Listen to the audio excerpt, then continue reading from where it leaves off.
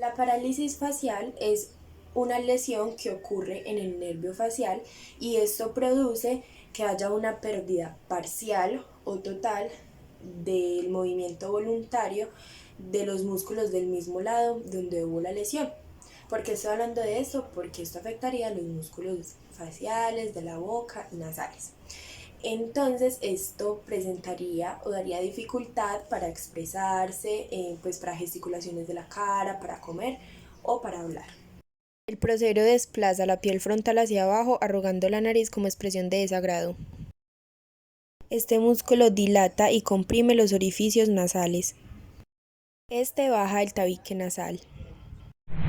Criterios de gradación. En estos músculos se evalúa cualitativamente. F es funcional, parece normal o la alteración es leve. FD, función débil, alteración moderada que afecta el grado del movimiento activo. NF no funcional, alteración grave y 0 ausente.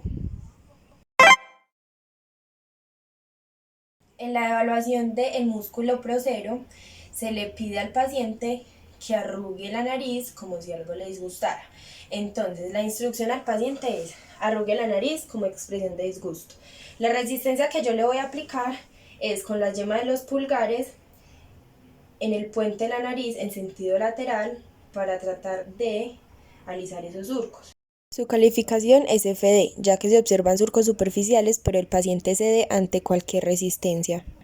Una anotación de utilidad para la evaluación de este músculo es que muchas veces algunos pacientes solo arrugan la parte de la nariz y no la parte de la frente, y que en la mayoría de los casos los pacientes utilizan otros músculos faciales para poder hacer esta expresión.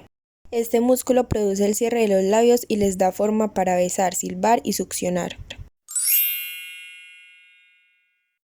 En la evaluación de este músculo se le dice al paciente que haga el gesto como si fuera a tirar un beso. La resistencia que yo le debo aplicar es con un bajalenguas y no con un dedo, colocarlo diagonal para que abarque el labio superior e inferior, y voy a hacer la resistencia hacia adentro de la cavidad bucal, como tratando de quitar este movimiento, y la paciente no se debe dejar. El resultado en este caso es F porque la paciente cierra totalmente los labios y los mantiene frente a una resistencia grande. El bucinador comprime los pómulos contra los dientes.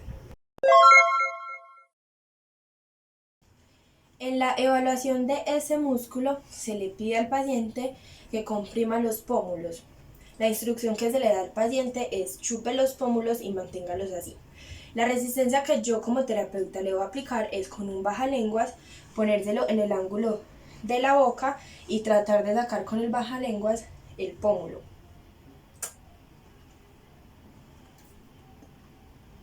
El resultado es FD, ya que el paciente realiza el movimiento pero cede ante la resistencia.